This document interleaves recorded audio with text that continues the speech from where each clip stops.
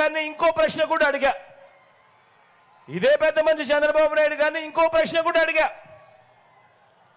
అయ్యా చంద్రబాబు 30 ఏళ్ల క్రితమే నువ్వు ముఖ్యమంత్రి పదవిలో వచ్చావు.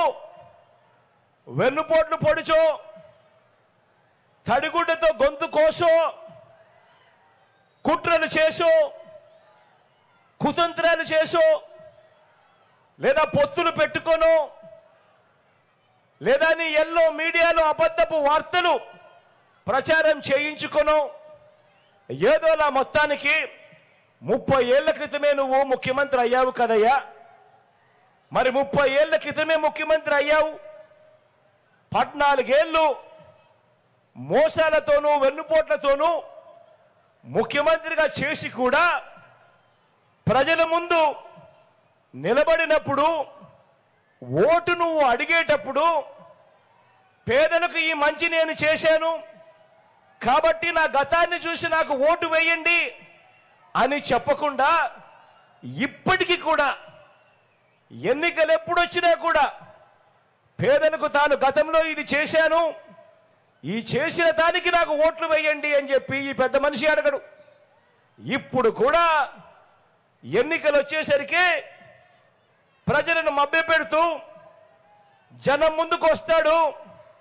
నేను అది చేస్తాను, నేను ఇది ఇస్తాను అని తన గతం గురించి చెప్పడు. కానీ ప్రజలను మభ్యపెట్టే కార్యక్రమంగా నాకు ఓటేస్తే నేను కేజీ బంగారం ఇస్తాను, నాకు ఓటేస్తే నేను ఇంటింటికి బెంజ్ కారు కొనిస్తాను, నాకు ఓటేస్తే ముఖ్యమైన హామీలు ఇస్తాను, నాకు ఓటు వస్తే సూపర్ 6 సూపర్ 7 అని ఇలాంటివి మాట్లాడతాడే. కానీ నేను ముఖ్యమంత్రిగా 14 ఏళ్ళు పరిపాలన చేశాను, ప్రతి పేదవాడి గుండెల్లో గుడి కట్టుకున్నట్టుగా ఆ పేదవాడికి నేను ఈ మంచి చేశాను, ఈ మంచి స్కీము తెచ్చాను, దీన్ని చూసి నాకు ఓటు వేయండి అని చెప్పి ఏ రోజు అనడు ఈ పెద్ద మనిషి చంద్రబాబు నాయుడు గారు.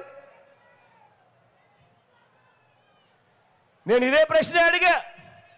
మీ ముందు ఇదే సిద్ధం సభల్లో ఎన్నో సందర్భాలలో సిద్ధం సభకు వచ్చిన లక్షల మంది ముందర ఇదే ప్రశ్న కూడా అడిగా. పోనీ దీనికైనా సమాధానం చెబుతాడా అని అంటే దీనికి చెప్పడు, నాకైతే చెప్పడు, కనీసం మీకైనా చెప్పాడా అని అడుగుతా ఉన్నాను. ఇలా అబ్బా 2 చేతులు పైకెత్తాడు, ఇలా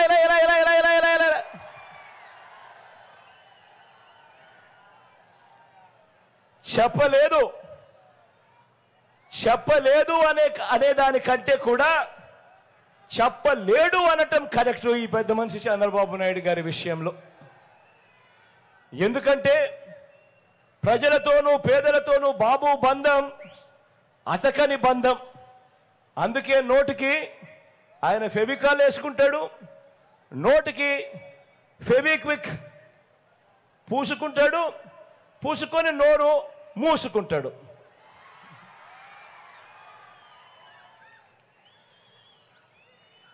మరి మీ బిడ్డ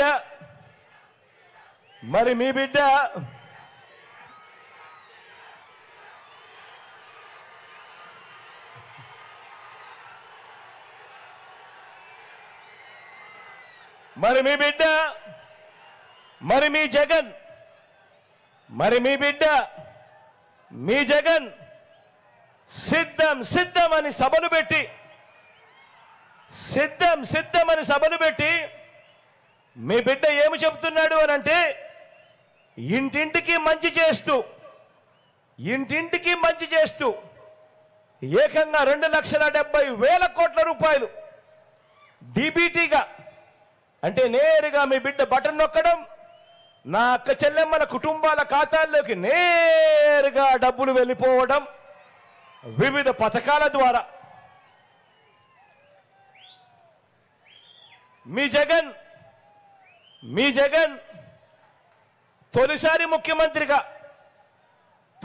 ముఖ్యమంత్రిగా చేసింది పరిపాలన కేవలం 58 నెలల్లోనే. ఈ 58 నెలల పాలనలోనే ప్రజలు ఒక్కసారి మీ బిడ్డను ఆశీర్వదిస్తేనే ఈ 58 నెలల పరిపాలన తర్వాత అదే ప్రజల ముందర మీ బిడ్డ నిలబడి మీ జగన్ మీ బిడ్డ ఏం చెప్తున్నాడు అనంటే ఇంటింటికి మంచి చేస్తూ ఏకంగా 2,70,000 కోట్ల రూపాయలు నా అక్క చెల్లెమ్మల కుటుంబాల ఖాతాల్లోకి మీ బిడ్డ రాష్ట్రంలో ఎప్పుడూ జరగని విధంగా చేశాడు అని చెప్పి మీ బిడ్డ గొప్పగా మీ ముందర నిలబడి చెప్పగలుగుతా ఉన్నాడు. ఈరోజు మీ బిడ్డ ఈరోజు మీ అందరి ముందర కూడా గొప్పగా నిలబడుతూ ఏకంగా మేనిఫెస్టో అన్నది ఒక పవిత్ర గ్రంథము. ఎన్నికలప్పుడు మనం ఏదైతే హామీలు ఇస్తామో ఎన్నికలు అయిపోయిన తర్వాత అవి చెత్తబుట్టలో కాదు వేయాల్సింది. ఆ ఎన్నికల మేనిఫెస్టోను ఒక భగవద్గీతగా, ఒక ఖురాన్గా, ఒక బైబిల్గా భావిస్తూ ఏకంగా 99% హామీలను నెరవేర్చి మీ బిడ్డ మళ్ళీ మీ ముందుకు వచ్చి ఇదిగో మేనిఫెస్టో, ఇదిగో 99% హామీలు నెరవేర్చిన మీ బిడ్డ అని చెప్పి మళ్ళీ మీ ముందర నిలబడి ఆశీస్సులు కోరుతా ఉన్నాడు మీ అందరి ఎదుట.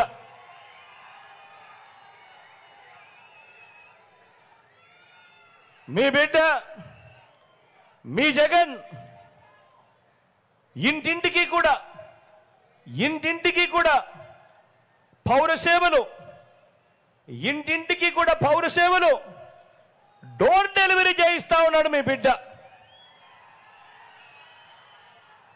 అది పెన్షన్ కావచ్చు, రేషన్ కావచ్చు, లేదా వివిధ పథకాలు కావచ్చు, లేదా బర్త్ సర్టిఫికెట్ కావచ్చు, లేదా కాస్ట్ సర్టిఫికెట్ కావచ్చు, ఏదైనా కూడా మీ బిడ్డ మీ ఇంటి వద్దకే వచ్చే పౌర సేవలను ఇంటింటికి పంపిస్తా ఉన్నాడు మీ బిడ్డ.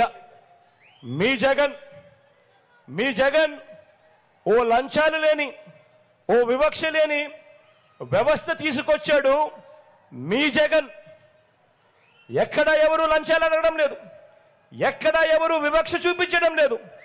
మీ జగన్కు గత ఎన్నికల్లో ఓటు వేయని వారైనా సరే అర్హత ఉంటే చాలు, వారికి కూడా మంచి చేసే కార్యక్రమం జరుగుతూ ఉన్నది కేవలం మీ బిడ్డ హయాంలోనే.